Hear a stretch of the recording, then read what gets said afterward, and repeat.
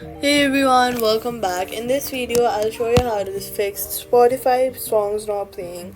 First, check your internet connection and ensure that it is stable.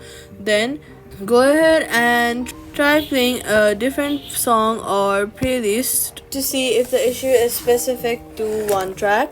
Then, go ahead and turn off offline mode if it is enabled and you don't have to download songs.